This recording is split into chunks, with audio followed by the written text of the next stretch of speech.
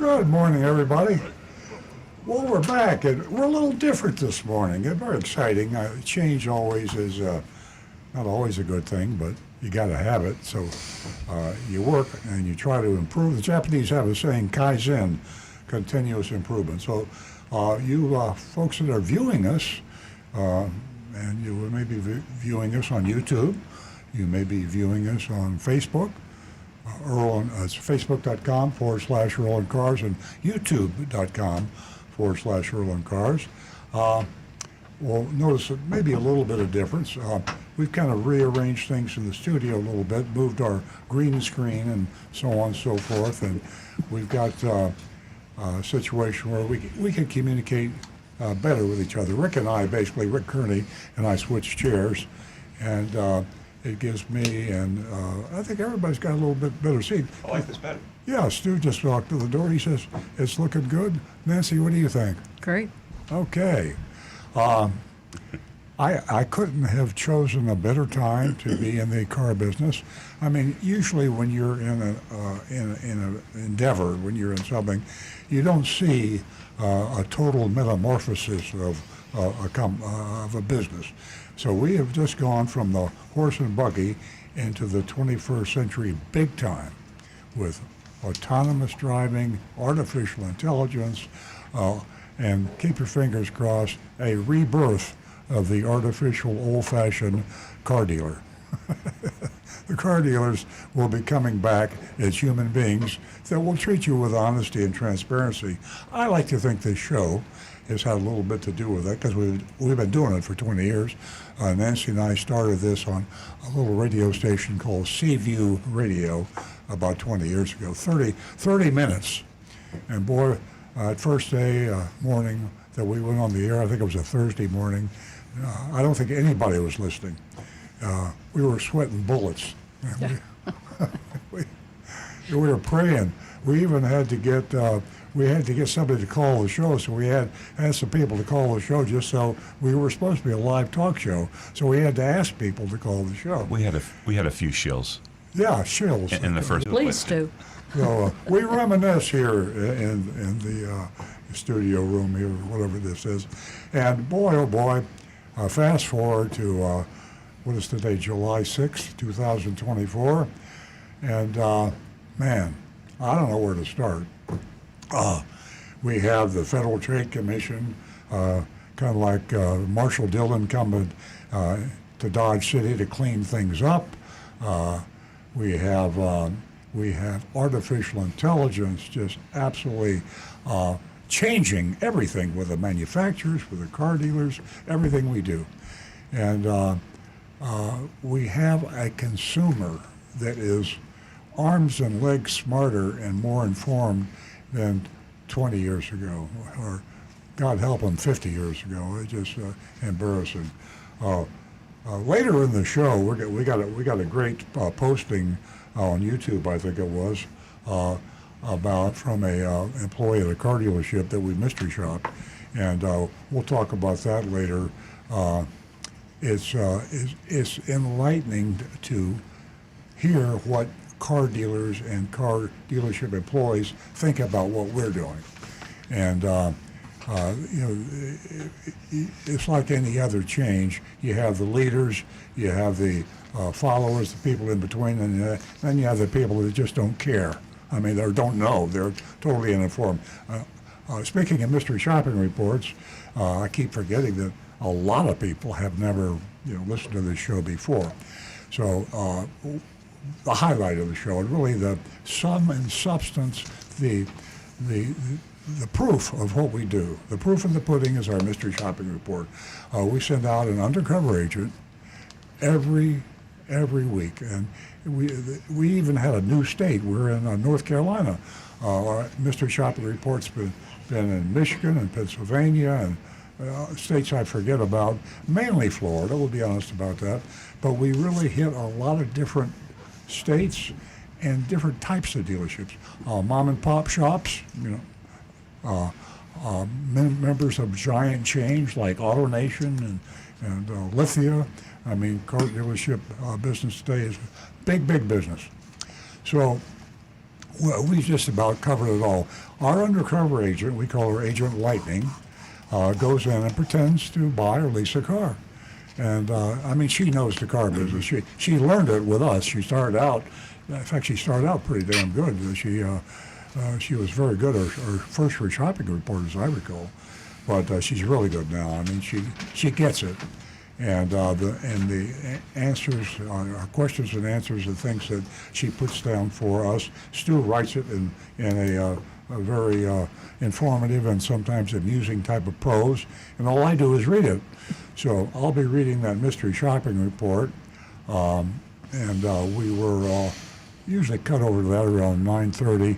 A little after that, the last second hour of the show. We're on from 8 to 10 Eastern Standard Time every Saturday, and we know that the average watcher, viewer, listener, whatever you want to call yourselves, is on the radio.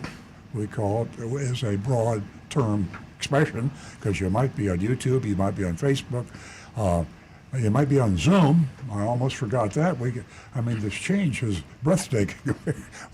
We've been trying to get on Zoom 100% for about a month, and by golly, I'm knocking on wood, I think we're there. And Jonathan Cantor, they ought to give him a medal. In fact, I will give him a medal of some kind for finally navigating this very, very difficult technical feat to be able to take a radio show and turn it into a Zoom show. It's like taking a radio and turning it into a movie, radio and turning it into television. So you want to know why radio is getting obsolete? I mean, when's the last time you really listened to the radio?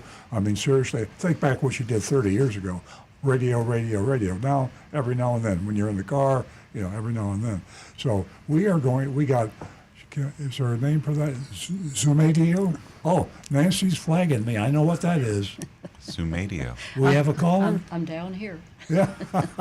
Good morning, ladies and gentlemen. I'm going to give you two numbers for now that you might want to jot down for the ladies. $50 for the first two new lady callers, and for those of you who have a Zoom account and can give us a call on the meeting ID number, you can do so at 926-589-0586.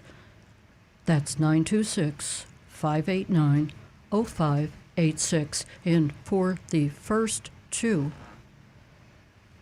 Zoom callers, guess what? You can win yourself $100. Wow. So take advantage of that this morning. You can also call us at 877-960-9960 if you'd like to be part of the show. You can text us also at 772-497-6530. We're going to go right to the phones, and this is pretty exciting. We have somebody calling us from Harlem, New York, and his name is Renee. Good morning. Welcome. I think we just lost Renee. Hello, Renee? Was that the name, Renee? Renee? Renee, could you give us a call back? We may have been just a little slow on taking your call, and would love to hear from you. Actually, if my memory serves me well, I don't believe we've ever had anyone call us from Harlem, New York. We'll go to Howard, and he's a regular caller from Jupiter. Good morning, Howard. Hello, Howard. 15 miles. Yeah, I'm now 15 miles from Harlem, New York. Are you Maybe 12 miles. So here's my question. First of all, how are you all doing? We're doing great. Great. If you see Renee, let her know she should call us back, please. You know, Renee, if it's a woman, it ends in 2 E's. If it's a man, it ends in 1 E. Ah. You know, Okay. I have all Good. kind of trivia. Thank you. Okay. Okay.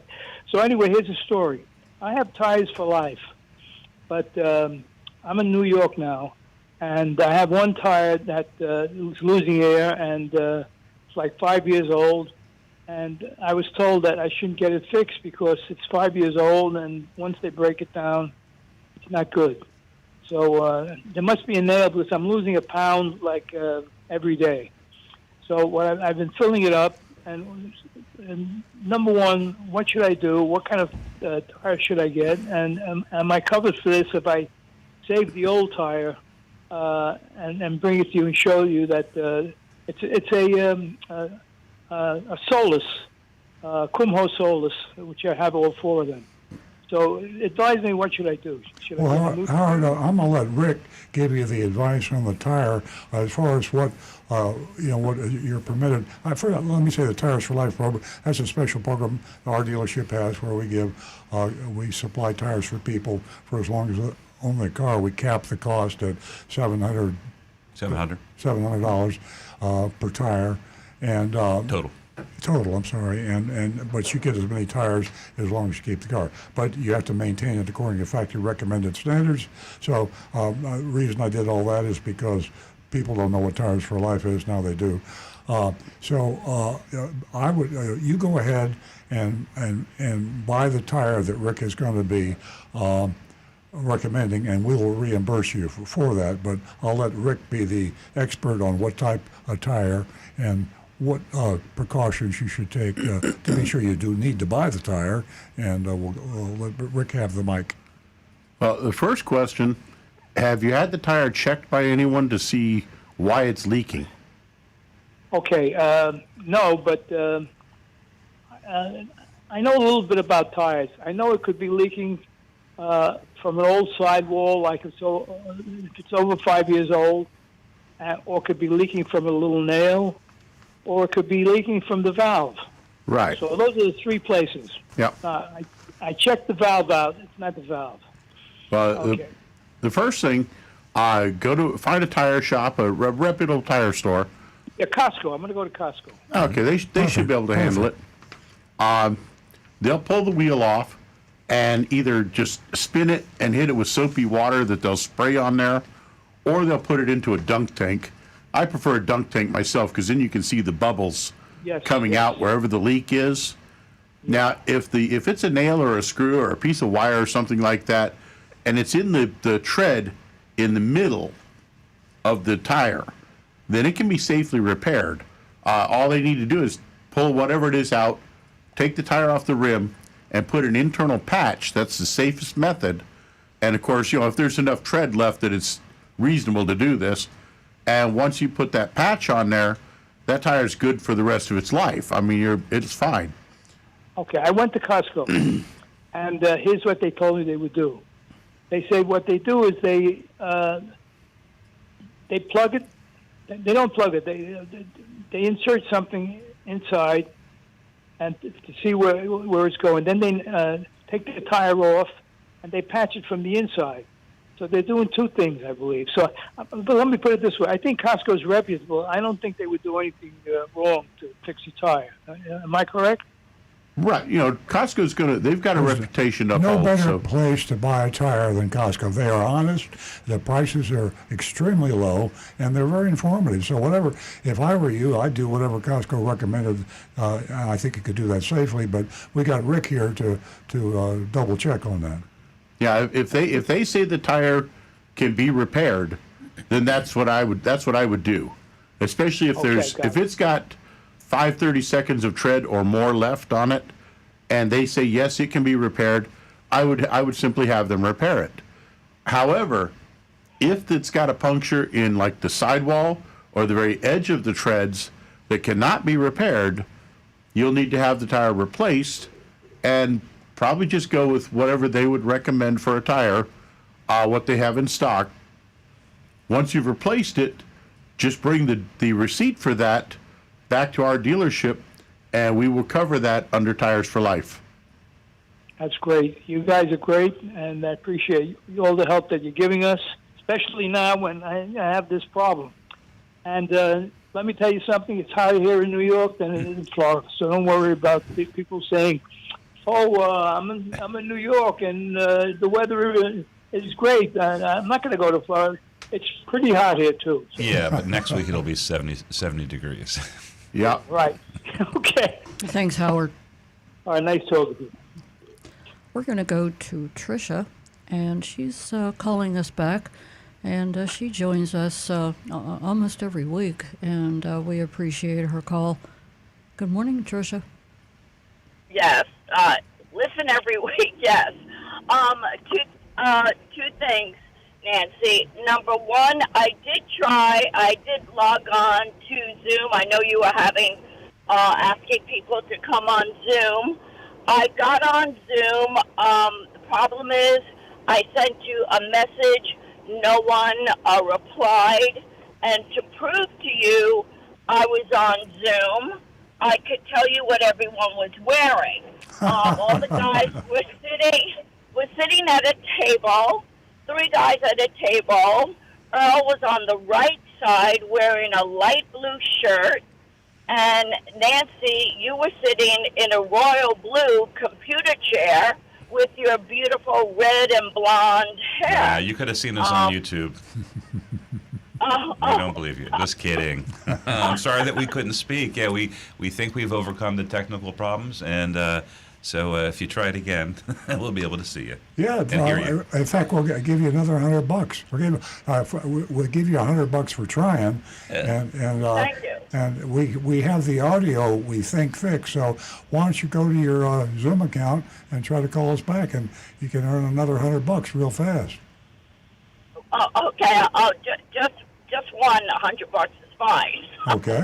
Okay. Thank you. Hey, Tricia, did you write that number down for the Yes. meeting ID? That's how I got on Zoom last week. Well, I was referring to this week, if you still had the number available to you. Is it a different number this week?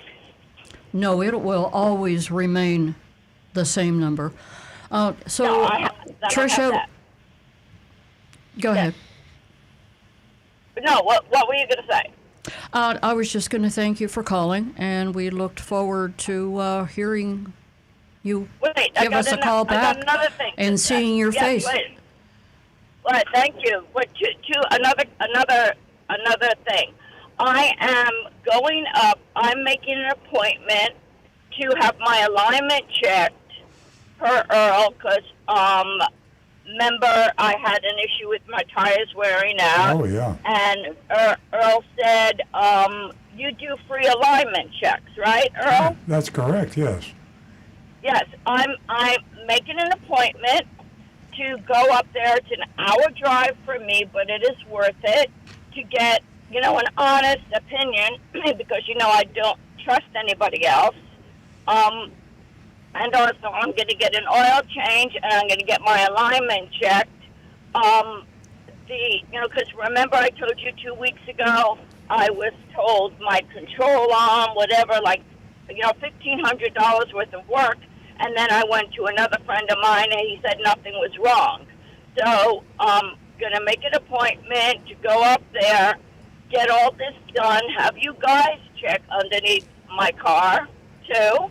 Sure, we're glad to. Yeah, we do a routine check and to see what might not be just right, and we let you know what that would be. And by the way, we appreciate you coming to our dealership. And after we give you your free alignment check, we're going to show you a computer printout of your car and exactly what the machine told us in detail. So you will get it's either going to tell you you definitely need to have an alignment.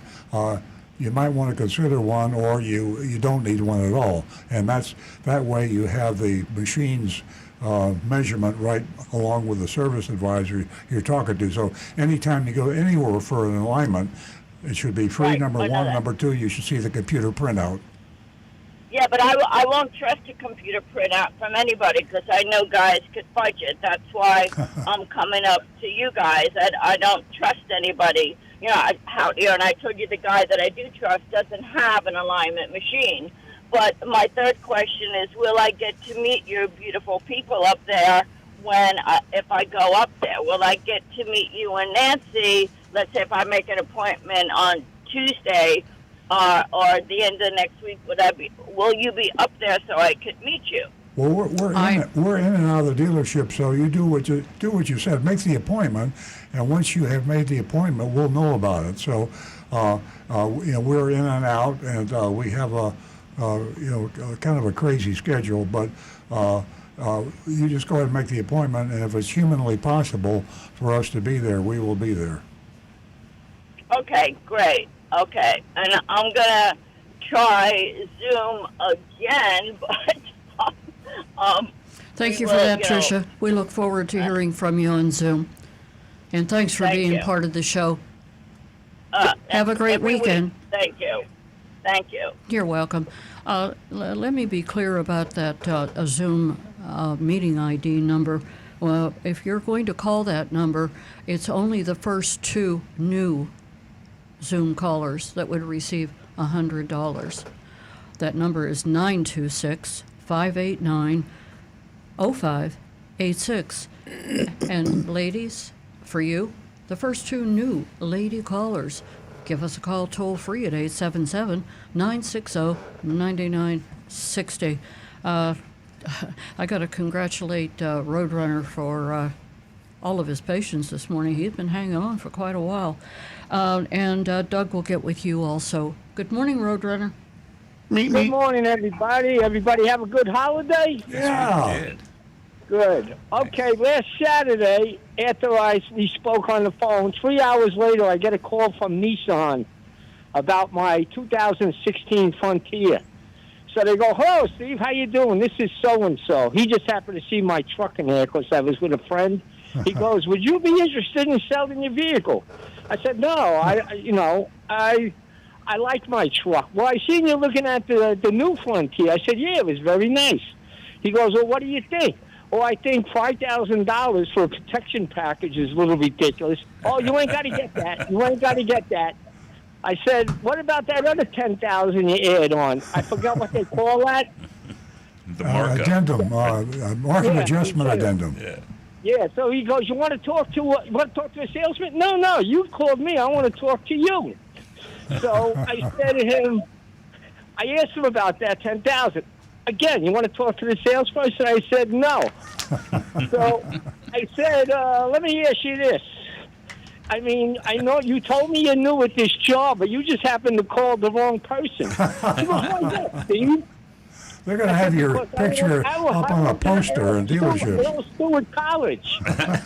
Right? All of a sudden you hear pins drop, and then it's like, Oh, no. he goes, he sounded like Ralph Clarendon from the Honeymooners. This guy. So then I asked him about if they got hacked. Okay? He said yes. Oh, So wow. I said, you still hacked? He goes, yeah. I said, well, you selling vehicles? He goes, yeah, we're doing it manually. Well, So how do you figure that? Well, I had a pencil Some and paper. transactions you can. That's the way I started yeah, selling yeah. cars, Steve. I go back 50 years. We didn't know what a computer was. The first computer we ever had in the dealership was called a Wang. And 1980, I heard right? of that. 79 Yeah. or 80. yeah, so but everybody used to buy a pen and paper. It was people forget. My great grandchildren don't even know what a pen and paper is. They call them True, styluses. true.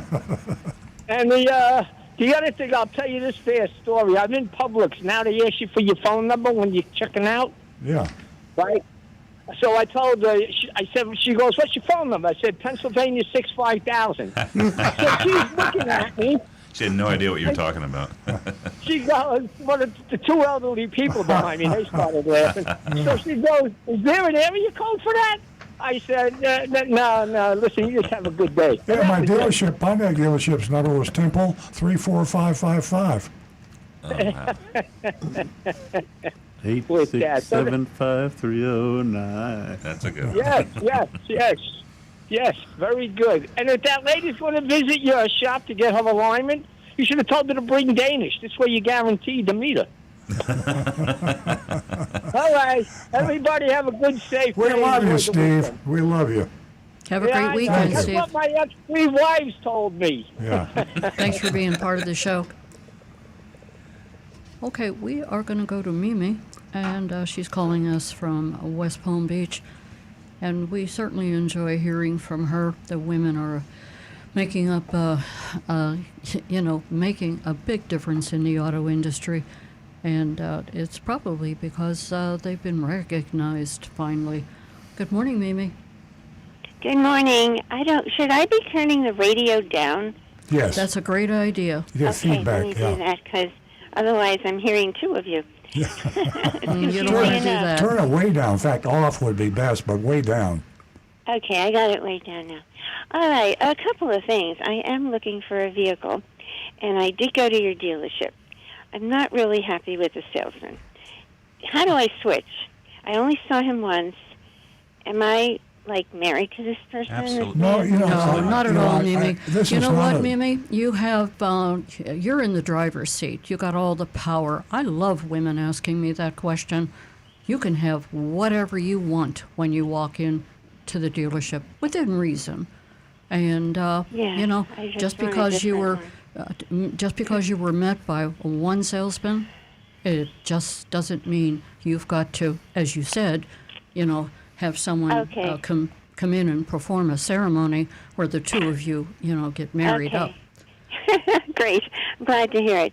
I did experience some of the things you spoke about when you warned us.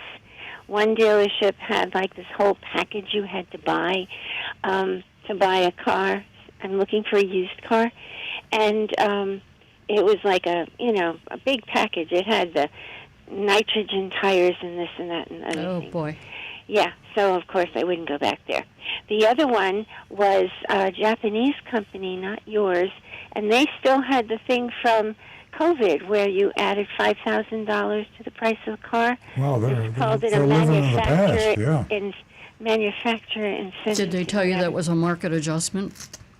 In it, I did. He didn't say a word. I read what it said. He put it up to me to read because he was brand new. It was like second day at work, and he really didn't know what it was. And it said that it was because it was a car that was scarce and very popular, something like that, in my own words.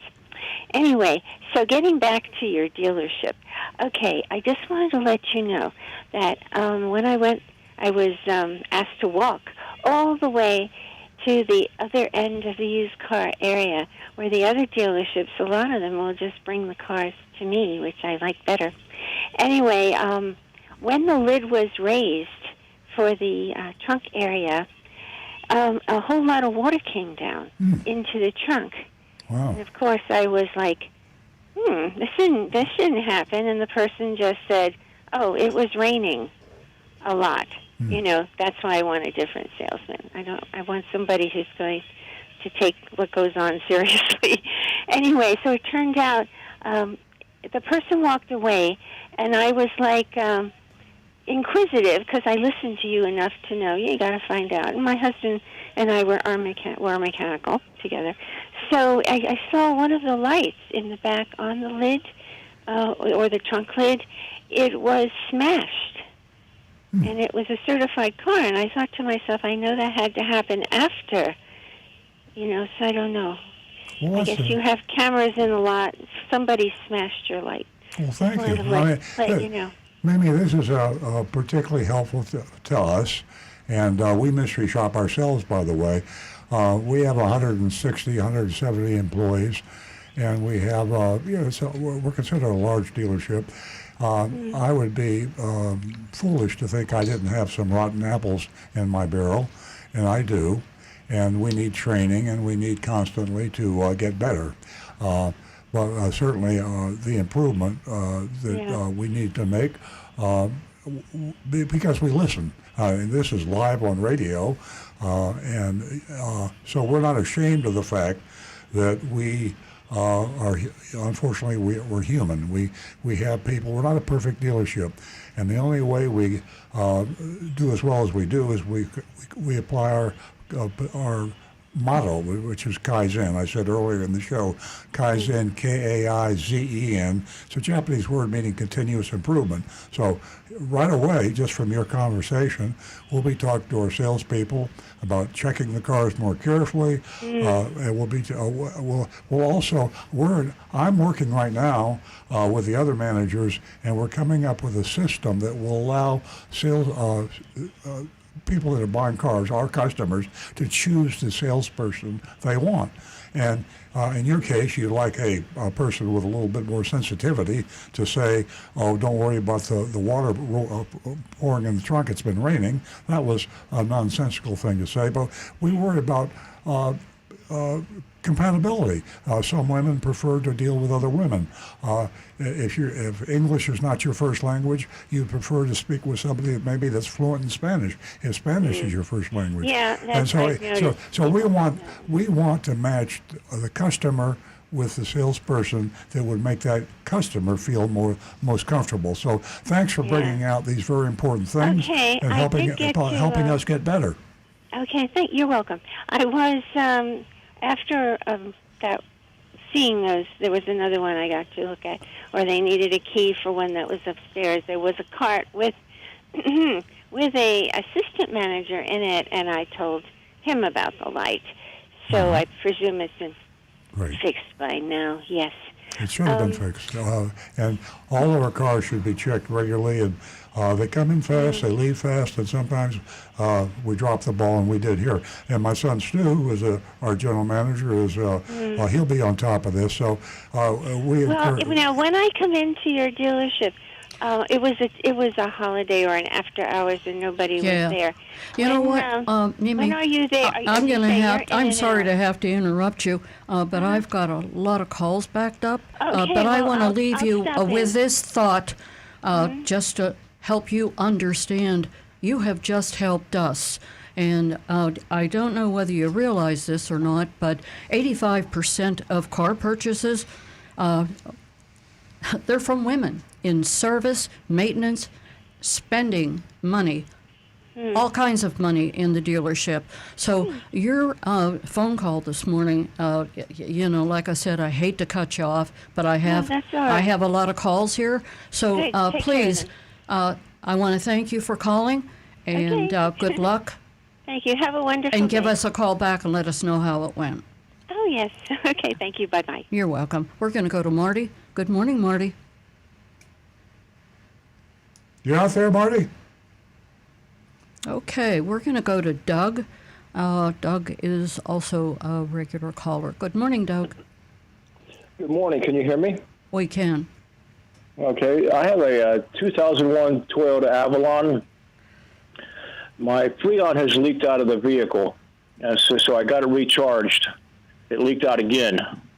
The mechanic says he can't find a leak in there anywhere as far as under the hood area. Where else could this Freon be leaking out of? Rick could answer that for you. The evaporator core. Is that inside the dash? Yes. You said it was a 2012? No, 2001 Toyota Avalon. 2001. Okay. Yeah, what you're looking at is under the dash, you've got the evaporator, which kind of looks like a little radiator. It may also have a connecting tube and the expansion valve. And what I would recommend, because the price of those pieces are not really a huge amount of the job. The main cost of the job is the labor. I would replace all three of those items that go inside that box, because the dash has to get partially removed from the car or even completely removed in order to get that box out to change those pieces inside. So yeah, if it leaked out pretty quickly, then, and you've got no signs of oil or anything leaking outside, all that's left is the evaporator core, and that is the most common thing that starts leaking on them. Yeah, he did say that there was. He did say there was some little bit of oil around the compressor, but he thought maybe that was from, before when he had changed the oil or something. I don't know. He said there was a little bit of oil around the compressor. Yeah. Normally what happens when we recharge a system to look for a leak, we'll add what's called an ultraviolet dye that we inject into the AC system, and this actually circulates through with the refrigerant. So then when we come back to look to see if there was any signs of a leak, we'll put on these very fashionable yellow glasses and shine an ultraviolet light that it's just basically a very strong black light, and it will make that dye glow. So if there is a spot where it's leaking, all of a sudden we've got this beautiful greenish yellow glow coming from that spot when the light hits it, and you can see exactly where the leak is. But if you can't find anything on the outside, it's a process of elimination. It's going to be the evaporator core. You're probably looking anywhere around $1,200 to $1,500 to have that replaced. Okay, one other question real quick. Back to my airbag lights flashing on. You told me could possibly be some kind of water underneath something that was collecting somewhere. I didn't understand that. Well, your evaporator box for the air conditioning sits directly over top of that airbag computer. For some reason, the engineers, oh, you gotta love engineers, they put this very delicate computer directly underneath a box that is constantly getting hot and cold, hot and cold, hot and cold. And as anybody in South Florida knows, if you've got an ice cold bottle of water and you walk outside for 2 minutes, it's dripping condensation off of it. Well, that same thing happens with that AC box, and that condensation will drip right onto that computer. Now, they do have plastic shields over it, like a plastic vinyl adhesive pieces put over top of it. But even then, some of that moisture can work its way down into those connectors. So that is a potential place that should be inspected. But most likely, you're going to wind up having to replace that computer.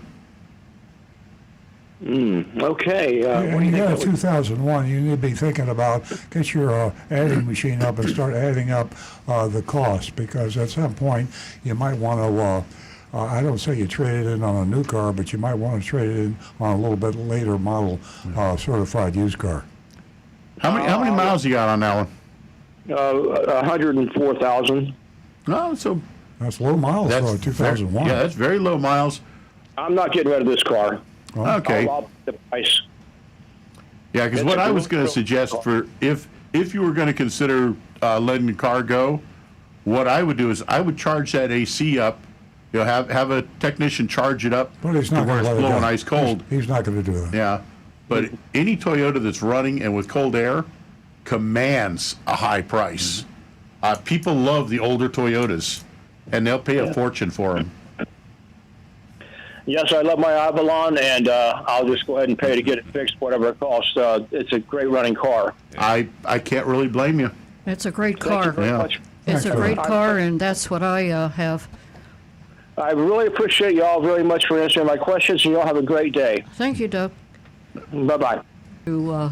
First, let me say that Renee from Harlem, New York, this morning was our first caller. And I sure hope that you're listening, Renee, and that you give us a call back. We'd love to talk to you. We've not had a caller from Harlem. And Earl and I would love to talk to you about our memories of Harlem. Yeah. We've had some great times in Harlem. Went to a place called Rayo's restaurant that's not there anymore, but it was really a cool place, like right out of it's kind of like a mobster hangout. Yeah, And we like really out had a of the good time. mafia. Yeah. Yeah. So anyway, give us a call back. We're going to go that number, that meeting ID for the Zoomers that want to call us is 926-589-0586, and for you others, 877-960-9960. Yes, Rick.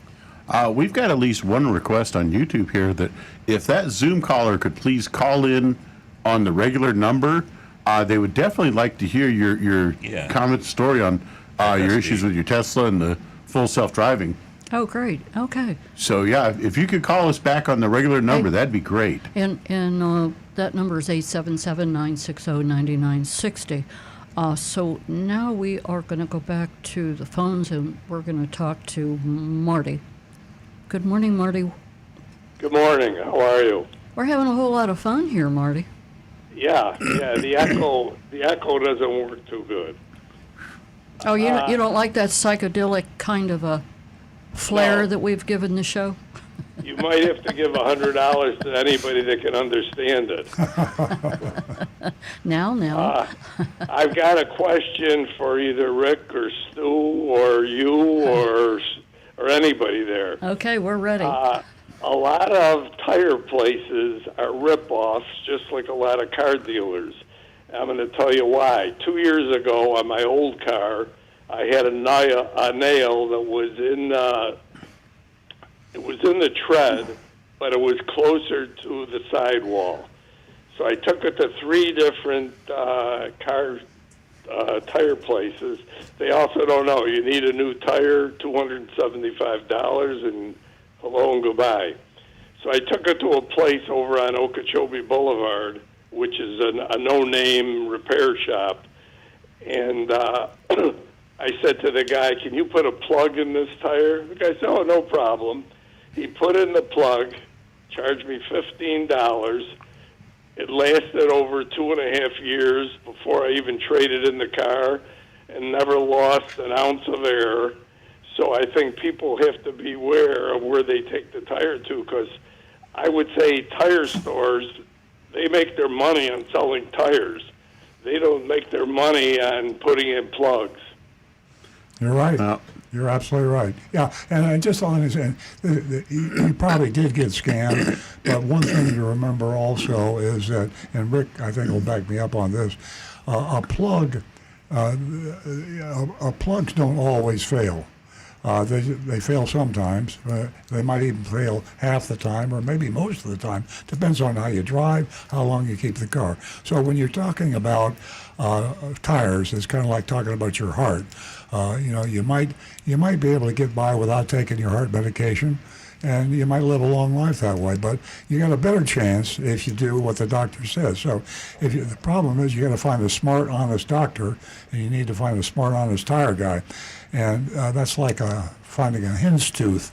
There's not a lot of them around. So I'm glad your tire lasted 2 years with a plug. Rick, I know you need to comment on that. Well, just going by the training that I have had from Toyota, and I'm sure they looked up to get all the liabilities and the legalities on this, because one of the things as a technician that I have to be aware of myself is if I do a repair on your car that is, shall we say, not considered safe and approved, and something happens, if your tire blows out and you get in a crash on the interstate, you and anyone else involved in that crash, I'm responsible for that. If I'm the one that I decided to go ahead and repair that tire, even if I knew by my training that was not a safe repair, even if it may work, 80% of the time, 90% of the time, but the one time that it fails, if someone gets hurt, I'm responsible for that. That's on me, because I did that repair, even though I knew I was taking that tiny chance that it was unsafe. Well, but let me jump in there, then we'll finish this up. The idea is transparency and giving the customer the choice with full explanation of the pluses and minuses. So if you clearly explain, and we would also verify this on the written repair document, that we recommend you not plug the tire. But if you want us to plug it, we will plug it with a full disclosure that the plug will work about 90% of the time, but the plug doesn't work, then all the terrible things Rick just talked about can happen. So you have to, we're the masters of our own destiny. I don't want a salesman telling me if you don't let me sell you a new tire, you're going to die if you have it plugged. I'm not going to plug it. You go somewhere else. I'm not going to be responsible. That's not honesty and transparency.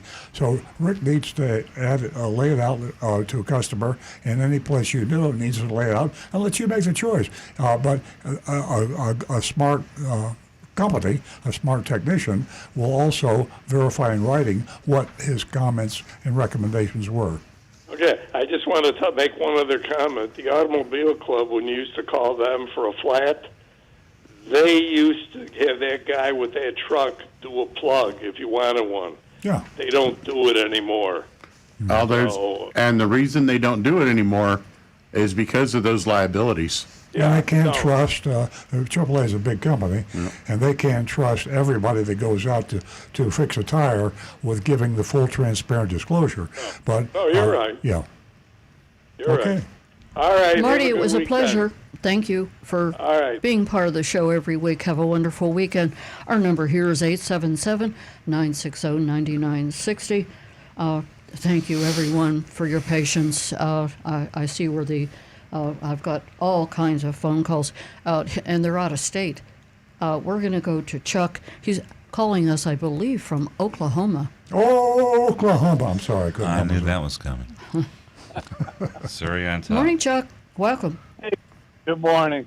Love your show, and I love the echo. And my brother went to Woodstock. So You like that echo? I'm happy. We're going to fine tune that. Jonathan, overdub some music for I'm the happy. replay. It's another job for Jonathan. Hey, what else has he got to do? Poor guy's going to have a nervous breakdown. I got a 2001 Toyota also, so I commend that guy. That's pretty hilarious. Mine's got only about 85,000. Bought brand new in Houston, Texas. So I don't know if I'm going to keep it till I die. But anyhow, the reason I called, I finally got my Chrysler fixed after taking it to 2 or 3 mechanics and finally to the dealership who kept it for a month. And I had to get a rental car. And then it was ECM, PCM, throttle body, all these other things that apparently the mechanics couldn't figure out. So I'm on the groups on Facebook for all the Chryslers, and all my friends are telling me everything to do. And I'm like, I'm leaving this to the dealership. They're the experts.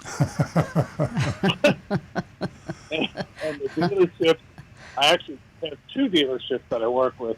One in Siloam Springs, Arkansas, and the other one in Fayetteville, Arkansas. And I love both dealerships, especially the one in Fayetteville, because they sell all the brand new supercharged Challengers and stuff. Anyhow, the dealership had it, and I said, well, why can't you fix it? He goes, well, we're trying. And I said, well, can you try a little bit harder? I'm a little tired of this rental. Try a little smarter, maybe. And so he says, well, just bear with us. So I would call once a week saying, what's the progress? And, every excuse under the book. And so I called my dealership in Fayetteville. I said, why can't this guy in Siloam Springs fix a car?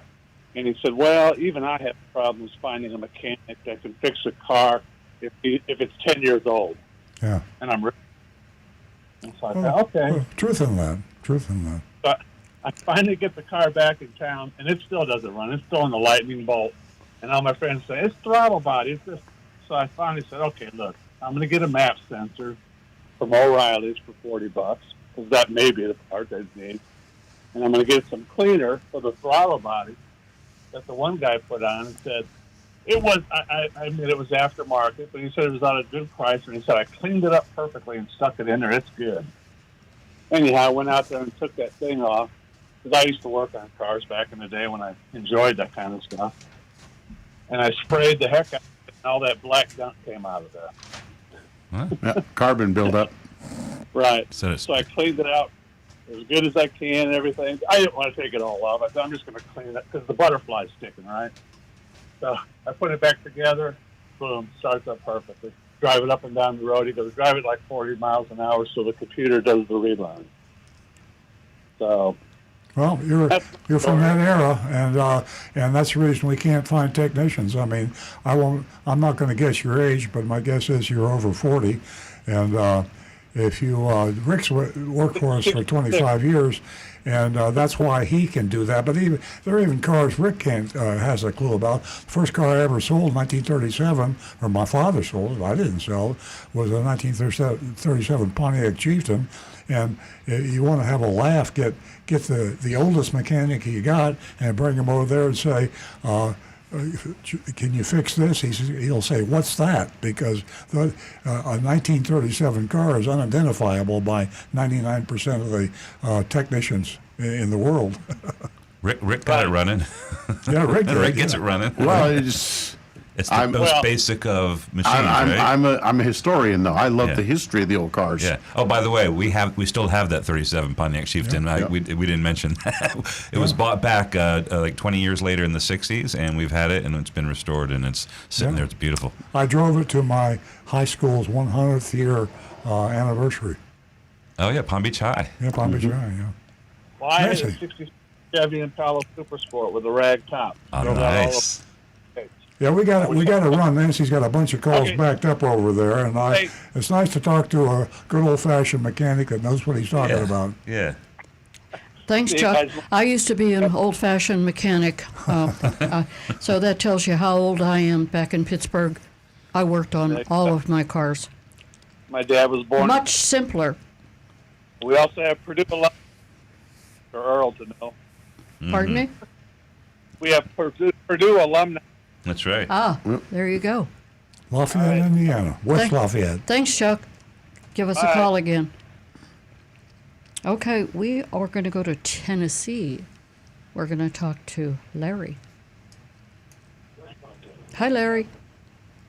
Hi there, folks. I tell you what, you got one of the greatest shows in entertainment and in knowledge and perception that I've ever listened to on the radio. And I'm 78 years old. Well, I'm not going to pay you for saying that, but I Thanks so much. Not going to argue with you either. thank Thanks you so very much, Larry. much. Thank you. Well, let me tell you my experience with Earl directly, okay? Oh boy. I went to his dealership when he was running the show at Dixie and North Lake Boulevard. He still runs And the he show. personally gave me the Carfax right there in the parking lot on a 2018 Sorrento. I talked with him about it a little bit. He handed that to me. And he gave me the information. I didn't even ask for the Carfax. He just had it in his hand and gave it to me. That's how straightforward Earl is with regard to doing the right job. Well, That's I nice. took that car. I bought it for $18,000. And I'm sorry, I had 18,000 miles on it. I bought it for $11,000. Wow. When I gave it to my son-in-law as a gift for the wedding with my daughter, it had 40,000 miles on it. I never put anything into that car through the course of all of that duration, all Amazing. those miles. Amazing. And believe me, wait till you hear this though, because I'm a Cadillac man. Okay, this was a quirk that took place. You know It what, was a Larry? good one. A friend of ours who sounds just like you is also a Cadillac man. Well, let me just tell you. Let me finish the thing about the Sorrento. You couldn't turn it up to number 4 on the air conditioner. You had 1, 2, 3, 4. You had to leave it on 3 because otherwise you get frostbite in your nose. That's how great that car was. Wow. And I'm not exaggerating. It was just unbelievable. Yeah. And I never put a penny into it. I did what the manufacturer's manual calls for: oil change, brake pads, blah blah blah, whatever. You know, I mean, brake pads are good for 100,000 miles, I think, at that. And it used to be back in the day, brake pads were only good for about 18, 20,000 miles. But this car was just unbelievable. And I'll tell you what, Earl was so straightforward, and I mean, he just knew his business, and he was honest. It was one of the only honest car dealerships that I ever. You're making me blush. You're making me blush. Thanks, Larry. I think we got a bunch of callers here backed up. Thank you for the compliment. You're a great guy. Yeah. We appreciate your call. Give us a call, when you can. Maybe next Saturday. We are going to go to Doug, who has been patiently holding. Good morning, Doug. Good morning. Happy Saturday. I was just calling to say the echo was nice. Oh, that's very nice. That's very nice. I like that. But I am a tech, and if you're running Zoom and someone has their mic open, you will get that kind of feedback. So when someone calls on Zoom, make sure they have their monitor off or whatever, or else you're going to get that feedback. Oh, thanks for the tip. We'll try that. Maybe it wasn't our fault, or maybe it was. I don't know. We'll work it out. Jonathan's the technical genius on this stuff, so Yeah, he's a we'll get it genius. figured out. Okay, so you remember you guys in 2018 when my Honda got hit by lightning, and then they tried to fix it and they could never fix it. Yeah. Well, on June the 22nd, we had a really bad storm in Boca, and I took my car to get it, the new car. I had the GR to get it. The oil change finally, right at 3,300 miles. He says, "Hey, you need an oil change." I go, "Okay." And the guy at the body shop, he liked it. He comes out and says, "Hey, Doug, how you been?" And then he looks at my car and he goes, "Hey, did your car get hit by hail?" And I go, "What?" So anyhow, my car got hit by hail, and now it's got little dings on it. Yep. Yeah, that's We've seen that happen. Hail is rare in Florida, but it does occur. What you may consider is talking to your insurance company about it. No, I did. They said that they would definitely fix it, and it would be an act of God. So there wouldn't be any, the deductible is only 100. That's not too bad. No. There you go. So yeah, so I have 2 act of God incidences in about 4 or 5 years. But other than that, I'm okay. Ella is okay. Well, that's good to hear. Meow right out to Ella, and tell Sam I said hi, and it's nice to have a nice family like you watching the sunrise and listening to the radio show. You guys have a great week. We love you guys. Have a great week, too. Love you too. Bye-bye. Thank you. Give us a call again. And we're going to go to Tom in Jupiter. Good morning, Tom. Hey, Tom, you out there? Tom's here. Hey, Good Tom. morning, Tom. Tom. What can we do for Oh, I you? didn't realize you picked me up. Anyway, I'm sure you've been asked this question before, but I didn't hear it. I don't have the radio on for Uh-huh. a couple hours every Saturday. But the question is, well, you got Ice-T advertising Car Shield, and all that. You pay this much, and they'll take care of everything. And also one called Endurance, these places. And I'm wondering, Rick and you guys, what's the story? Is it worth the money?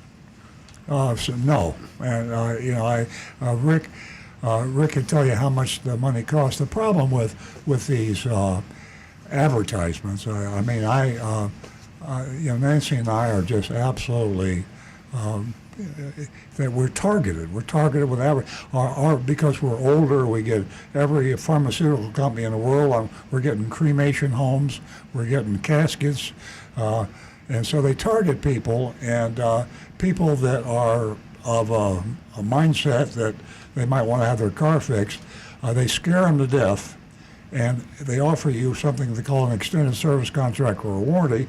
But if you read it, the first thing you want to read is what's the law requires. They put what's not included, and you'll find out that about 90% of everything that's going to cost you any money is not included. But they also have a lot of little stuff that, because you're not a mechanic, you're not technically inclined, it sounds good. But the fact of the matter is, if it's advertised on television, if it's advertised on any kind of high-pressure media, where they're saying buy this, it's a great deal, it's absolutely the opposite. Do not buy. And if you're going to buy one, shop it carefully, and buy it from the manufacturer. Will sell you extended service contracts. I don't buy those either, but you don't want to buy one that you buy over a TV ad. And you know what, Tom?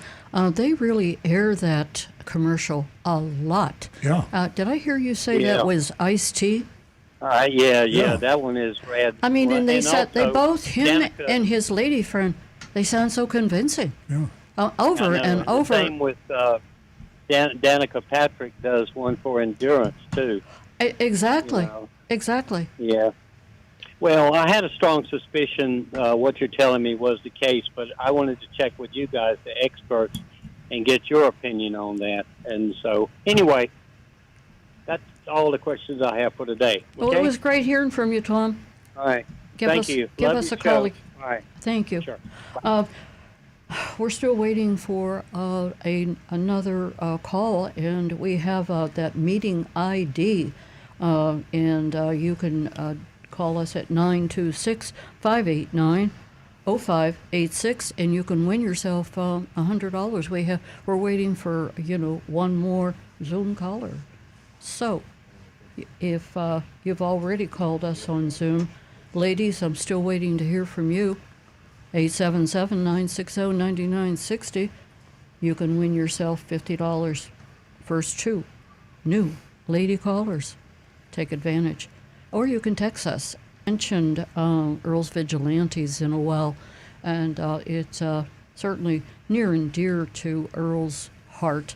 And you can help not only us, but maybe your neighbor, by joining Earl's Vigilantes. We've got quite a list, and you don't have to know how to take an engine apart, but just, put some information out there with your neighbor, or in any way at all, you can join. Yeah, you just Earl, listen to the callers we've had.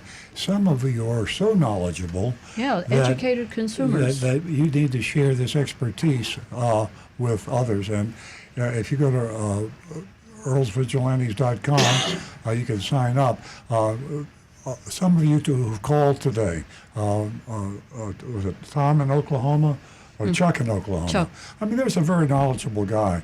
There'll be some people out there in Oklahoma that would like to be able to contact you, Chuck. And if you volunteer, you're on our website, which is earloncars.com, www.earloncars.com, and you're listed as a vigilante, and that's someone that has some specific car knowledge that is willing to share with the less informed. And there's a whole lot of people that are less informed. This show, we're preaching to the choir, let's face it. The YouTubers that follow Rick all the time, and a lot of our callers, really, they listen to the show because they enjoy it, but they don't need it. The people that need it are the ones that don't listen. So hence the need for the vigilantes. You need to go out and find people in your community, and if they can pick up and call Chuck locally in Oklahoma, and he can say, hey, listen, he could also tell you to listen to Earl on Cars or go to earloncars.com, or he could give you his own advice. So please consider joining our vigilantes. Yeah, it'd be fantastic. And, as Earl said, you can share your expertise with, those that are less fortunate, that get taken advantage of. And, boy, do we see a lot of that going on. We are going to go to John, our favorite caller from Palm City. Good morning, John. Good morning. I have something on my mind that dealers sock it to people. You talk about junk fees. It's registration fees when you buy the car. My opinion is, and Earl would confirm it, I wouldn't pay any more than $20 extra for the privilege of the dealer getting you license plates. What's Earl's opinion? What does it cost the dealer for the electronic filing fee as an average? Cost us $10 was the last time I checked. 10 and $12. Yeah, it's computerized now. If you go back 20 years before the computers did this, then there was a lot of accounting work and manual labor of sorts. But today, it's we don't have a person in our dealership anymore that does that because we have it's computerized, and there are even companies out there that do it for nothing. And what the dealers do is they take a $10 charge, and then they mark it up by $450, and that's all profit. But they lie and tell you that this is a cost to the dealers. Not cost at all. It's a big fat profit center. Mm-hmm. Well, some of the dealers really suck it to the people, hundreds and hundreds of dollars extra. Yeah. But keep in mind, in the state of Florida, when you buy a car or you come for the first time and you don't have a plate previous, there's a $225 initial plate fee. Mm-hmm. That fee goes to the state transportation fund. Mm-hmm. But if you had a past car, they'll have a record on it on a computer that you turned the plate in for a car you sold or something, you will get that credit. Yep. You will not have to pay the $225, or if somebody in the same household with the address will get that credit also should they register a car. Right. So that's important for people to keep in mind. Basically, also, your license plate in Florida is good for only 10 years. After 10 years, you need a new plate completely. That's because of the weather in Florida. They figured it could be wet from the sun and everything. But that's a $25 fee. Yeah, and if you hadn't had a new plate in 10 years, there's a lot to choose from now. I've seen every possible imaginable plate on Florida Rapids. There's no uniform Florida plate anymore. It's crazy, isn't it? Yes, but again, just to help clarify, John's absolutely right. A brand new tag is going to cost a little bit more. It's that deposit John mentioned that goes to the state, and then after that point, you can transfer the registration, and it's considerably less to whenever you have to transfer it to a new car. That's important to keep in mind because people get shook up when they say, "Wait a minute, $225 extra." Any new license plate that's issued, you have to pay that fee. Right, plus the registration title fee. What I want to say is, I think it's a ripoff when you renew for 2 years because they don't give you any reduction in price. I know. So what's the sense? You may not even have that car. Well, it's a convenience, I guess. Exactly. I'm on 2 years now. It's just easier for me. Well, it's convenient. That's why. And also, believe it or not, Florida started a new system. Right here in Palm City, you can renew your plate in a public supermarket. There's a special machine that'll let you easily follow the instructions, and you can renew your license plates. So that's really interesting. I wonder if any other Publixes are doing that, because that's something. No, it's going to be spread to other Publixes, from what I heard. Oh, good. And there's a lot of technicality on the plate too. I won't go into details. If you're 100% veteran, disabled, with this form FDVA, you get a license plate for only $4.80 annual fee a year. But there's a lot of technicality. Only in your motor vehicle can you inquire about the different type of license plates that are available. Okay, but that's still good to know. Thanks, John. Okay. All right, guys. I'm waiting for the shopping report. Thank you. It's great hearing from you. Okay, we're going to go to John in West Palm Beach. Good morning, John. How are you? Hello, John. Talk to me. There you are. Hello. First, on the license plate kiosk at Publix, there's one of them in Palm City. I think John was just Public has it. the John right before you mentioned that. Not Palm City. Palm Springs, here in West Palm Beach. Oh, okay. Oh, that's great to know. Okay, so you can renew your tags at Publix's. That's great. Yes. Huh. And then my question initially called was, have you dealt with any of these extended warranty insurances through your shop? You know, have people come in and say, "Well, I have this extended warranty," and then the people say, you know, and they think they're going to get it fixed, and you've had to tell the people, they declined it because we have run into that. It doesn't happen all the time, but people do come in with warranties. Usually the good ones, the legitimate ones, we can look them up quite really easily with at the very worst, it's an 800 number that we would call. But in some cases, there were conditions like it had to be performed at the dealership it was sold, or there was a strict restriction that wasn't known, or an exclusion in the warranty coverage that wasn't disclosed. So we see that from time to time. We don't see that with legitimate warranties coming from, John, one of the little known facts about these warranty companies. One of the little known facts is that the dealers own, many of the dealers own these warranty companies. We own warranty company. And the warranty company is an extremely lucrative type of business to own. There are great tax benefits. If you want to go back far enough, most of the dealers had offshore warranty companies. I mean, you really want to get down in the dirt. No, they weren't paying taxes on their warranty income. So the evolution has now come to they're more honest than they used to be. But when a dealer owns a warranty company, he has to be honest to his duty to fix your car when it needs to be fixed. Because when he does fix your car, it's coming out of his pocket. So when you buy a warranty, first of all, if you're buying it from the dealer, find out if it's the manufacturer's warranty, and even when it's the manufacturer's warranty, he's going to be participating when he sells you the warranty because the manufacturer encourages him, and the more warranties he sells, the more people come back to them to get their cars fixed under that warranty. So after all that smoke, it boils down to one thing: honesty and transparency. I recommend you buy an extended warranty only from a manufacturer, and if you're going to buy it from a dealer, then be sure you're dealing with an honest, transparent dealer, and be sure you know what the warranty covers and what the warranty does not cover. All right, great. Thank you. Thank you, John. You're welcome, John. Thanks for giving us a call. Well, now I'm happy. Elizabeth is calling. She's a first-time caller. She has just won herself $50. Ka-ching.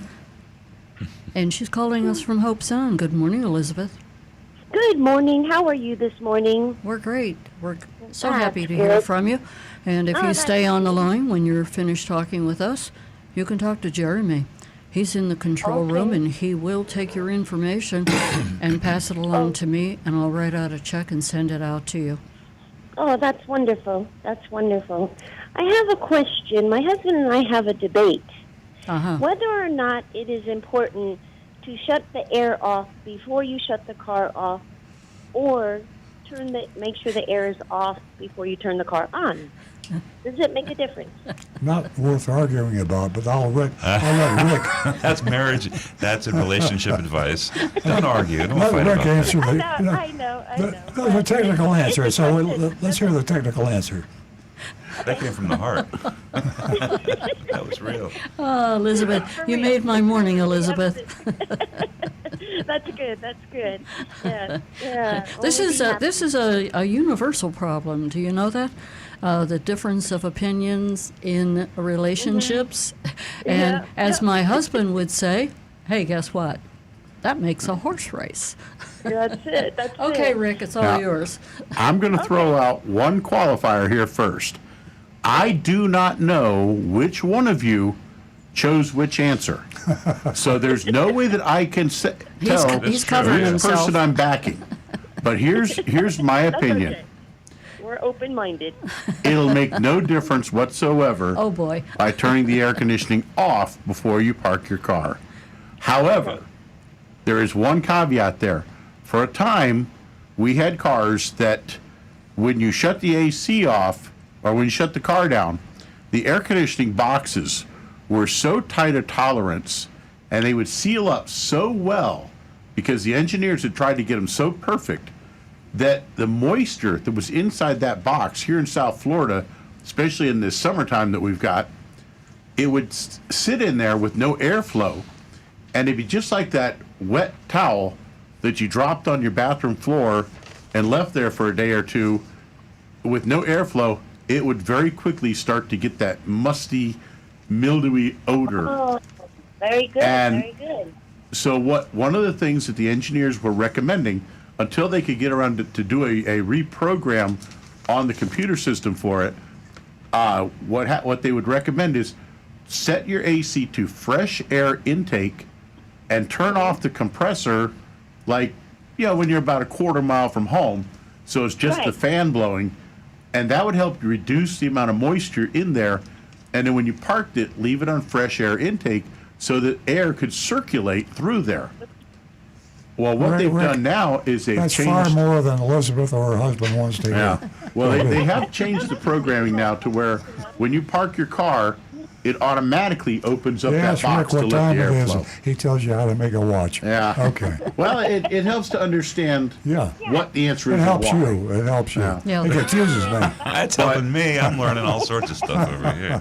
But for whichever one said which, it won't make a single change whether you shut the AC off versus leaving it all set so that when you start the car up, it starts blowing cold as soon as possible.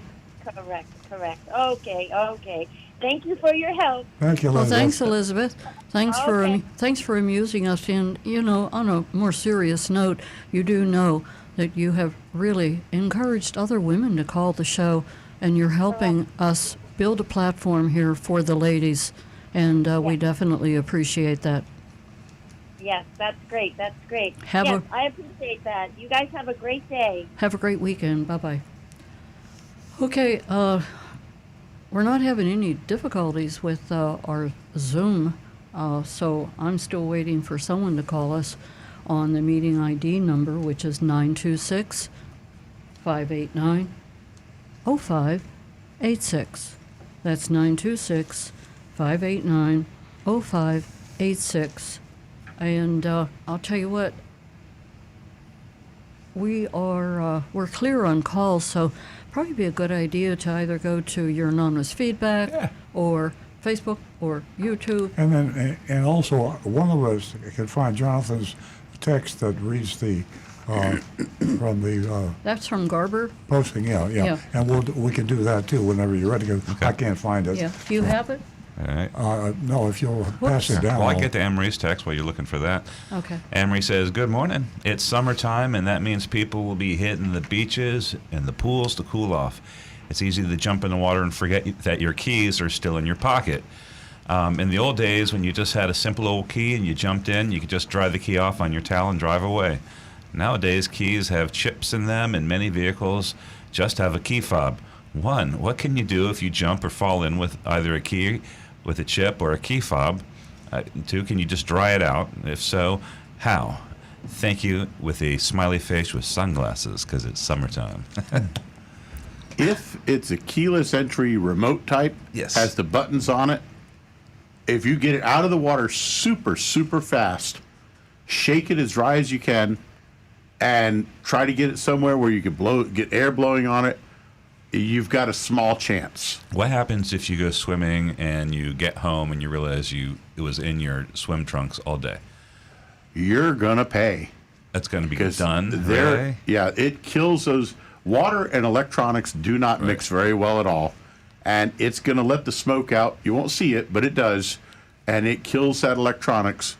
And those keys, now... Are there waterproof cases that you can get for your keys? There are outdoor, some. For the adventurous types? Yeah, there are some, but they're kind of like the original waterproof cases for cell phones. Right. It's basically a Ziploc bag. Okay.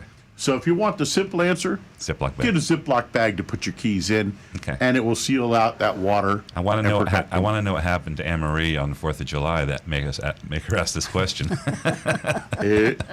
She probably got tossed in the pool. Oh boy. Yeah. That should be pretty interesting. Troublemaker. That's right. What's in that spray bottle with the red liquid, Rick? Can you hold that up to the camera? That's just a throat spray. Okay, just don't spray that anymore. I think it had an effect on our broadcast this morning. Oh, well. I'll leave the man alone.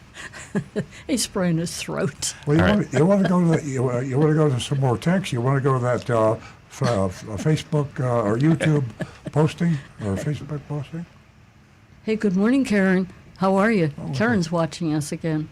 Hey, Karen, do you have a Zoom account? If you're listening, 926-589-0586. You can win yourself $100 this morning if you call me. Us. Well, one quick note. Mark H. is recommending for the Echo, try having our control room turn off all the microphones but one on our end and see if that gets rid of the Echo Zoom effect. Well, that might be a challenge for Jeremy. I'm not sure. Yeah. We could turn off our own microphone. I have a text from Karen. She absolutely does not want to talk to no one. Okay. And she said that she felt like she was on mushrooms earlier. Hey, glad to be of service. Yes, whatever it takes, Karen. I have some texts. If we don't have any phones coming in here. You go ahead. Okay. I thought I had a text there. Or do you want me to read this? Go ahead. And then, can you put that up? Are you going to put this up on the screen? Okay. I'm going to read this. What is this? A YouTube posting? It's a comment. YouTube comment. And we select things. First of all, we should be getting more YouTube comments and more Facebook, comments, because we we do regular messages and other stuff, but we should get to these. And I'm glad Jonathan did this because we get the YouTubes that are posted are just fabulous. And here's one, and I'm going to read this from the printout of Jonathan's text to me. I remember you. You were all over TV years ago picking up a red phone and stating your name. Please look us in the eye and tell us that you're not the pot calling the kettle black, and that you've never fired a manager or a salesman for not pushing the boundaries of a sale. You must know from your own experience as a car dealer that this is exactly how it's done across the nation. After viewing your Google reviews, it's apparent that you may be in the same category of some of the dealerships you shop under false pretense. Oh yeah, mystery shop. Now, this was posted by a fellow that was a service advisor to Garber Buick in Fort Pierce that we mystery shopped 2 weeks ago. So it really got them angry. And the name of the shopper name of the service advisor, service salesman, is Tom Camlett. So, Tom, first of all, thanks for listening to the show, watching Appreciate the show. that. Thank you. And I think Nancy said to me, boy, it's really cool that the service advisors at Garber Buick in Fort Pierce are listening to this radio show. That's really good. Thank you, guys. Appreciate it. You're a guy that's in the business, and you're in the trenches. Mm-hmm. Hard job. You speak from who you are and what you do, and I respect that. So I'm going to read this one more time, just so I get this right. This is what the YouTube posting said, and it was from Tom Campbell. Tom said, I remember you. You were all over TV years ago picking up a red phone and stating your name. I used to do those TV commercials a lot. Now we switched largely to digital because people don't watch broadcast TV anymore very much. And our demographic doesn't watch it. So we do the same thing that you saw, Tom. We do it now on digital. You got Instagram or Facebook or all that kind of stuff. Still got the red phone. Yeah, still got the red phone. Please look us in the eye and tell us that you're not the pot calling the kettle black, and that you never fired. This is very interesting. You never fired a manager or salesman for not pushing the boundaries of a sale. You must know from your own experience as a car dealer that this is exactly how it's done across the nation. After viewing your Google reviews, it's apparent that you may not be the same in the same category as some of the dealerships you shop under false pretenses. Oh yeah, mystery shop. Okay, let me say this. I probably didn't fire any managers even back when I was evil because I didn't like to fire people. I've never done that. And I don't. What we do is we advise people, we coach people, we train people, and usually we try to coach them and train them so much they quit because they realize that they can change. But we don't fire people for things like that. But for like 15 years, we haven't had a sales process where we would have a reason to be upset for maximizing it. It doesn't work like that at our dealership. And for you people that don't understand what he meant by that, there are car dealerships now that have rules, A, B, C, D. Always get the name, address, and telephone number. Always. And this is like it comes down from the mountain it's like a 10 Commandments.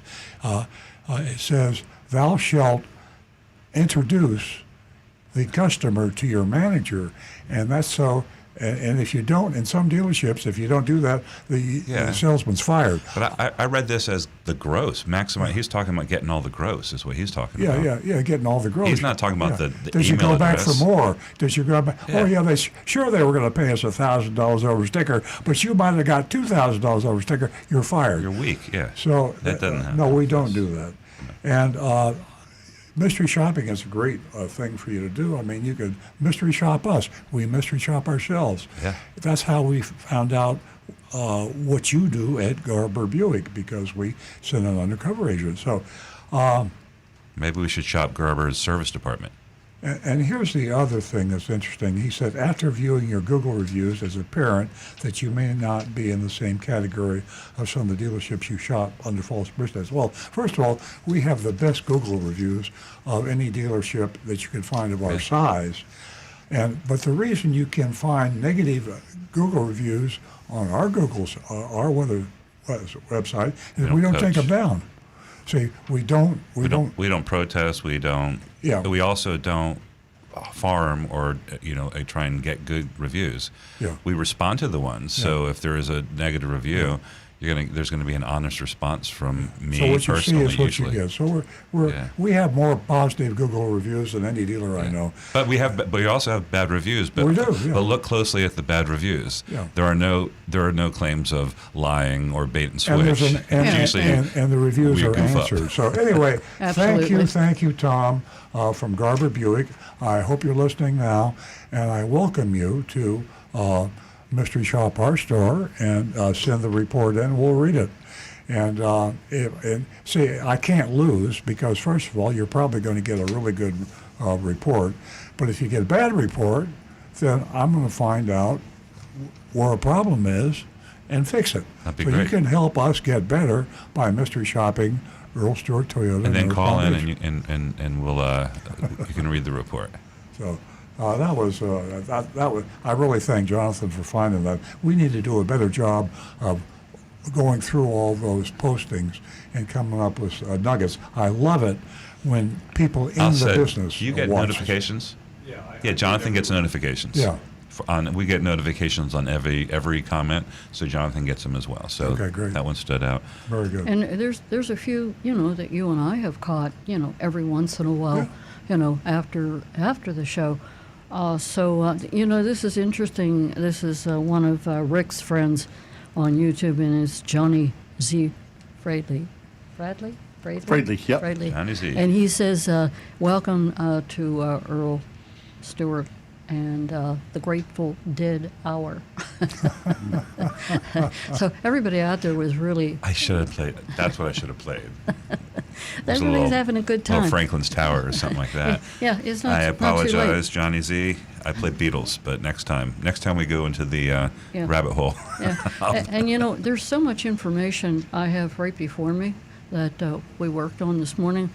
There's not going to be any time. We got to get to Rick, and we got to get back to Stu. We have your anonymous. And that's what makes a good show. The callers make the good show. Yeah, we have your anonymous feedback .com also, and there was a great article in the Wall Street Journal yesterday, and I think that Jonathan is saying that we got 4 minutes to the Mystery Shopper Report. So, Earl, what would you like to address? Do we want to go to Rick and back to Stu? Anonymous? Which one you want? What do we want to do? I got just one quick one here I from don't care Donovan. what you do. I want to read this one by Donovan. He says, more wonderful news about Florida. Florida, under the bipartisan infrastructure law that was passed in 2021, is getting $198 million to install electric vehicle chargers along highways in the state. Several gas station chains in Florida are now demanding the state of Florida start to distribute the funds from the NEVI program because the state has not given out a single dime of that money. Florida's the number 2 state for EVs in the U.S., yet we are the state that is furthest behind in using this money for chargers around the state. Politics. Ohio just finished their second round of chargers being installed, and Oklahoma is installing chargers now with the money, and they are ranked towards the bottom for the number of EVs on the road.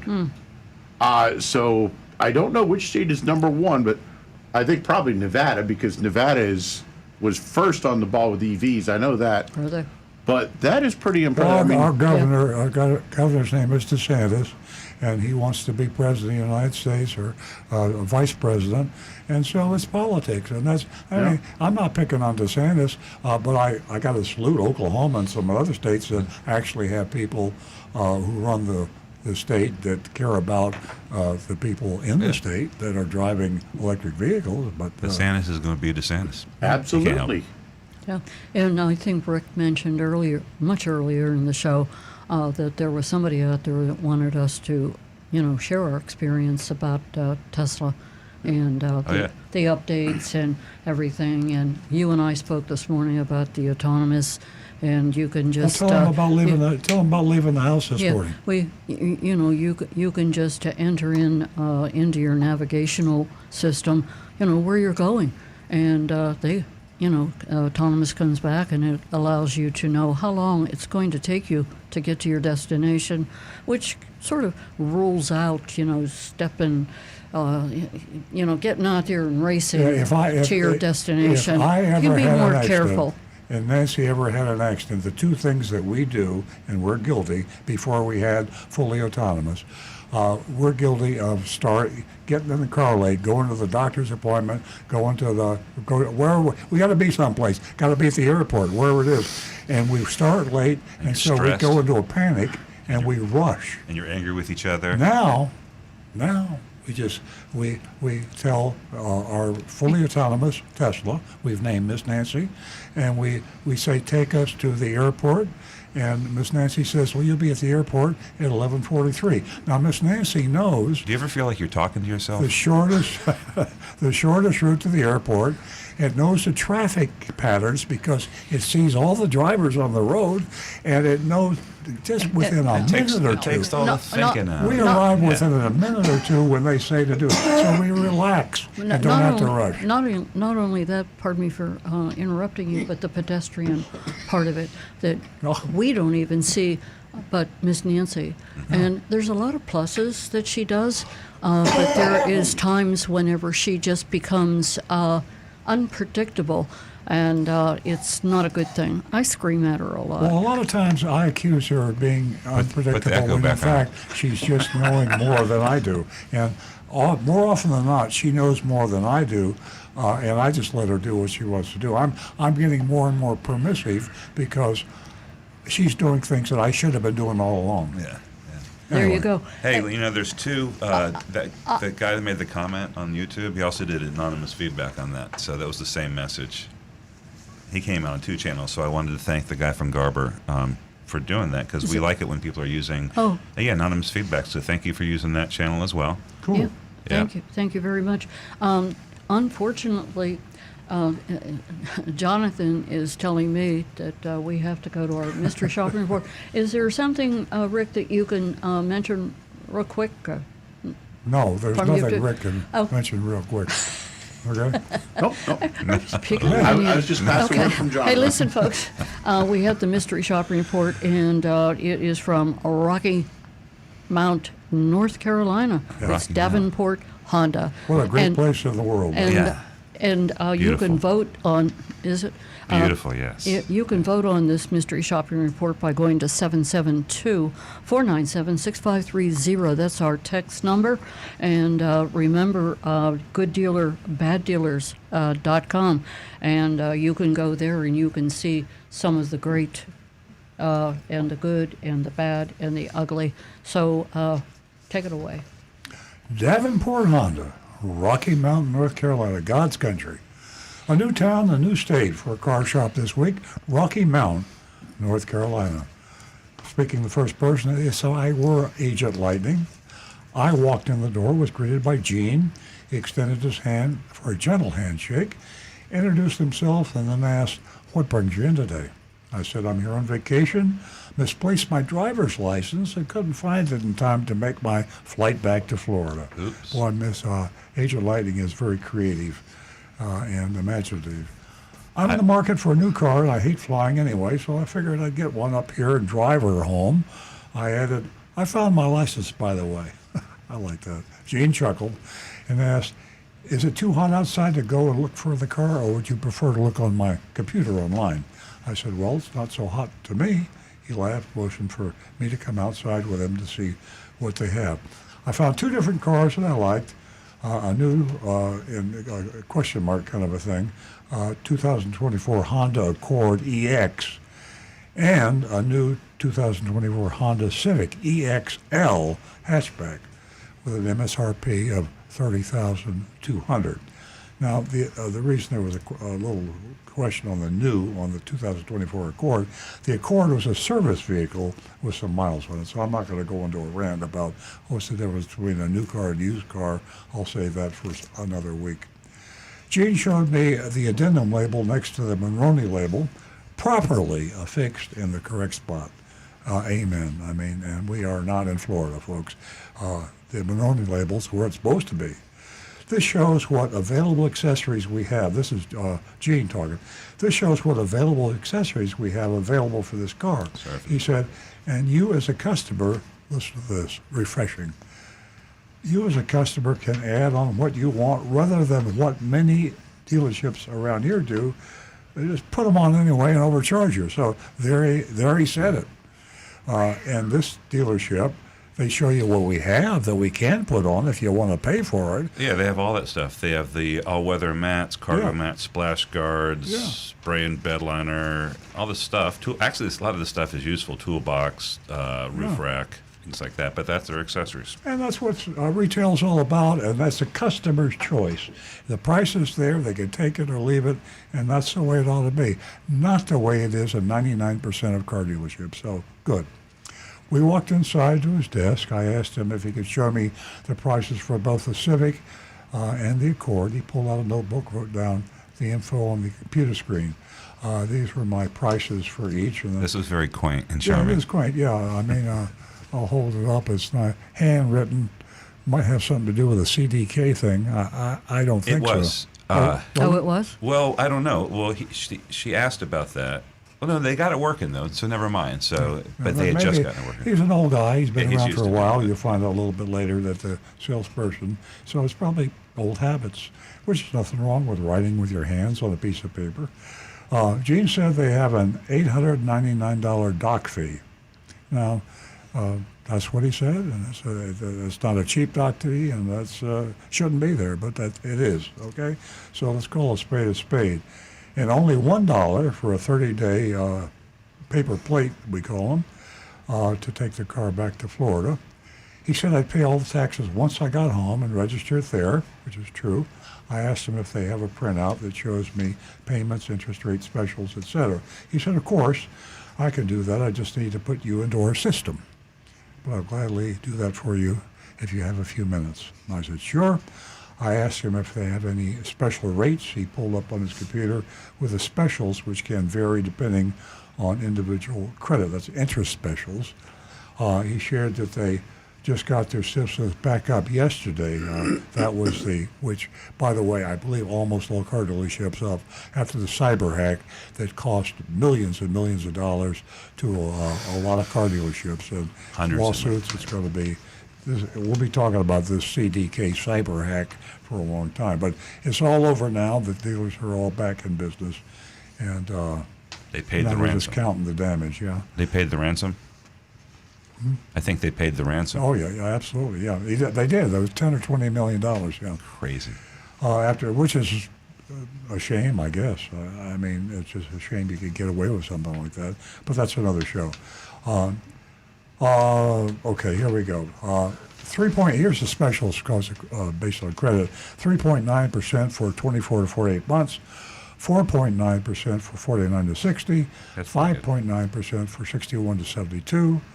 And today's rate climate, that's pretty damn good. So it's all Honda stuff. You do the arithmetic and find out how much am I financing for how long, and is it worth it?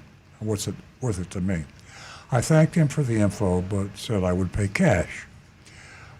Gene excused himself for a few minutes, returned with a worksheet, reviewed my numbers for the Civic. The top line was MSRP, $30,200, and there was $1,712 discount. Boy, nice to see a discount. Then he added back the $8.99 dock fee and $1 in non-tax fees for the temp tech. I mean, that's Mickey Mouse. I mean, who's going to talk about a buck? No tax or title since I'd be handling this in Florida. That all made sense. As I read the document over, Gene told me that Mr. Nelson, 90 plus years old, owns this dealership. And Gene has been working, that's his son, and now his grandson, since 1988. Wow. Gene asked me if you plan on purchasing this car, when would you do it? Explained that he finishes up today at 4. Was that a Friday? Yeah. And won't be back until Monday at 9. He said not to worry, though. Anyone here can help me through, although he prefers to take care of his own customers. He introduced me to Anthony and said he'll be here all weekend. If I need anything, he thanked me for coming today and walked me to the door. So there you have it. Nice guy. And we vote on these things, by the way, if you're new to the show.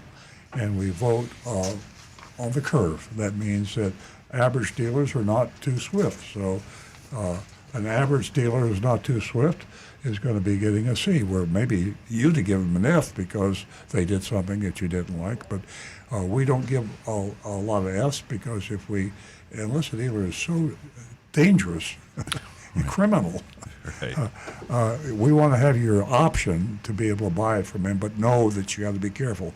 On our recommended dealer list, that's pretty good. On the do not buy list, you don't want to touch them. So you can vote at 772-497-6530. Well, before I mention the voting, Anne-Marie texted and says, story behind the question. A friend went swimming with the key to his wife's car in his pocket. When he got out, the wife's vehicle did start. I was wondering if he should put the key in a bottle with dry rid to make sure things were dry in order to ensure domestic tranquility. Would that work, Rick? Damp rid is the best thing you can do for yes, that. Anne-Marie, do that. I remember in the old days, we used to use rice. Yeah. I don't know what. Yeah, you take your phone and throw it in a thing of rice. Yeah, no. So now that we Damp have rid damp actually rid works. is the best. Rice just puts dust in there. And if you do, use raw rice. Don't cook it first. Or fried rice. Don't use fried rice. And don't put the key in the microwave. They get I'm going to give them a B plus. They can't get an A because A's are reserved for junk fee free dealers. But this was as pleasant as it gets, and I think it has something to do with Rocky Mount, North Carolina. Yeah. It's the elevation, about 2,000, 3,000 feet. It's beautiful. What's your grade? B plus. B plus. Yeah. Okay. I think. I mean, they're not perfect, but find me a dealer that doesn't have a dealer fee. Yeah. They're going to be Isn't something. that where you had the fiasco with your Scotch bottle? Oh yeah, that's they Really? don't have it. They don't sell alcohol in Yeah. a lot of parts of Carolina. So Yeah. I'll save that you story have to go to a state store. for another time. I was feeling, mischievous. Nancy hid my scotch from me. I'll just tell the truth. She hid the scotch from me. He and freaked. She had me running around this cabin in the mountains, frantically looking for my scotch. There, I said He it. freaked out. I had to slap him around. I had to drive 80 Snap miles out to of get it. a new bottle of scotch. He had to drive into Tennessee. I think we almost went over the mountain, didn't we? Yeah. You almost went over the mountain. Oh. Okay, grades. I'm confused by the seating order. Rick. I've got Joseph Kelleher says B. Would have been an A without the high dock fee. Yeah. T. Cash says B. Would have been an A except for the high dock fee. Well, guys, hey, you're right in sync there. Yeah. Okay, Tim Gilliland in Toasty Yuma, B+. The $8.99 dock fee prevents an A. Johnny Z. Fradley, even though a $900 fee, I'll give him a B-. So refreshing to see an uncluttered quote sheet. Mm-hmm. Mark Smith, this dealership deserves a B+. Brian Sidlatko, it's an A today. Mark H., A for transparency. Cram 1624, B. What happens when you get in the box, he wonders. We don't know. Myself, I zoomed in on that list of addendums, and I noticed they have a free dealership for life program that has free car washes, free loaner vehicle access, free inspections, a lot of free stuff on there, added right in for no extra charge. Yeah. And I'm gonna break that level a little bit. I'm gonna say an A-, even with the dock fee. For me, I'm giving them the A-. I think this is a place that I would say is looking to earn your business It is. legitimately. Right, they're using an addendum for a whole different purpose. They're using an addendum just to promote the dealership as opposed as a bait. Right. Yeah, I got you. Yeah, All right. I like that. I think you're right, Rick. There's a lot of plus. Unfortunately, that dock fee just sticks out at me, and it's just like a thorn in my side. I just don't like fees, but there, as I said, there's so many pluses. So I'm going to give them, and I hesitate. I'm going to give them a B. I agree with you. I'm gonna give them a B too. Here's one little nuance. I didn't even mention this to Stu. Nancy and I were talking about. Did you see how the salesperson spelled Doc? Yes, DOCK. Now, you saw maybe that? I'm reading too much into that, but of course, DOC is a DOC abbreviation. It's a documentary fee. A documentary fee is charged by the bank. It is not profit to the dealer. And so I'm thinking that the salesperson didn't know what the doc fee was. And You think it's kind of like duct tape? And it was just like, that's the way docs, a doc fee. I was giving him a little bit of credit. Yeah, right. It's something that's been said so long, it's become its own word. It doesn't mean anything. He was probably 18 when he came to work there. Says, and of course, there's the doc fee. Says, yes, sir. Okay, doc. And he's been doc saying fee. it like, right. The dealer has a boat, I think, and he keeps his boat at the dock. Or there's maybe, I don't know. I am Well, that's what surprised keeps we the have not dealership used afloat. that before. How could we have not have used that before? A dock fee? Yeah, it's the dock fee where he docks his yacht. Yeah. Anyway, I'm going to give him a B, and I think it's a breath of fresh air. Yeah. It's a Rocky Mountain High. Exactly. Well, it's an Appalachian Mountain High. Appalachian. Smoky Mountain High. Okay. Been a lot going on this 2 hours. Speaking of Has it been 2 psychedelic hours? drugs, Woodstock. Yeah. We're shaking it up. We got 5 minutes left. Do with it what thou wilt. Well, I haven't talked about the Federal Trade Commission, and we were proud to be quoted in the Automotive News. It probably means nothing to anybody except car dealers, but in the Automotive News, we were recognized as one of 2 dealers in the United States that wrote an amicus brief to the Federal Circuit Court in Texas, who are trying in concert with the Texas Dealers Association to get the Texas court to nullify the Federal Trade Commission regulation. And so we're asking all honest dealers out there to join us in this amicus. Basically, I'm paying for it. I paid our team of attorneys too much money. All attorneys, in my mind, charge me too much money, but that's just a personal feeling.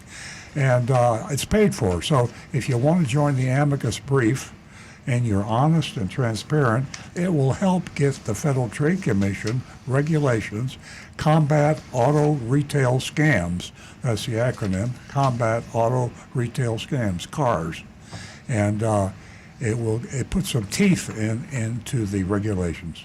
But thank you, Automotive News, for mentioning Earl Stewart Toyota as being the author of the amicus brief. It was in this week's Automotive News. Very proud to be part of it. Yeah, congratulations. Okay, how much time do we have, Jonathan? All right, let's tell some jokes. Okay, and I got all sorts of material here that I didn't think we were going to have time for. You really have? You brought jokes yeah. for real? Yeah. Here's a good one. Here's the Raiders coach, the head coach for the is it the Las Vegas Raiders now? Or? Yeah. Yeah. He and his wife went bankrupt because he bought a car dealership. What kind of car dealership did he buy? He bought several Nissan and Hyundai, and he owes them $28 million. And he had to fight. He and his wife. I mean, I don't want to laugh. I mean, I'm not a big football fan, but there are a lot of big football fans out there. But it's not easy to run a car coaches have dealership. no business getting into something that they know nothing about. That's what I'm saying. It's a hard business. It's a hard business, and a lot of you people that are football fans, the head coach, and the fact that his wife is going down with him. So he personally, from his own personal, jeez, which was he I should don't have like formed hearing a that. corporation, but anyway, he didn't do it. Was he by himself? He didn't have like a group of investors, or? No, it was just he and his wife, and the dealership group collapsed in 2018, and now Hyundai and Nissan are after him, and he's declared personal bankruptcy. Oh boy. Yeah. Okay. Okay, that's not good. And remember what Earl mentioned earlier. We have 2 minutes. I'm going to mention it real quick, and that's about junk fees, dock fees, junk fees, anything that is taking it away, money out of consumers' pockets. That's called cars. So we'll talk more about that next week. I got a quickie here. Fisker in bankruptcy. This is why you don't want to be you want to be careful before you buy an EV. Fisker is liquidating their inventory, and they're selling their EVs for $14,000 each. Really? That they spent $51,000 cost them to build. Now these Fiskers, because all these cars are going out, they'll be on used car lots, and their cost basis is $14,000. Right. If you just bought a know, Fisker, right. you're just in know trouble. if you're buying, Yeah. or if you're paying more than $15,000, you're in trouble. Yeah. Yeah. So back to cars, we're striving for transparent. It's called transparent pricing.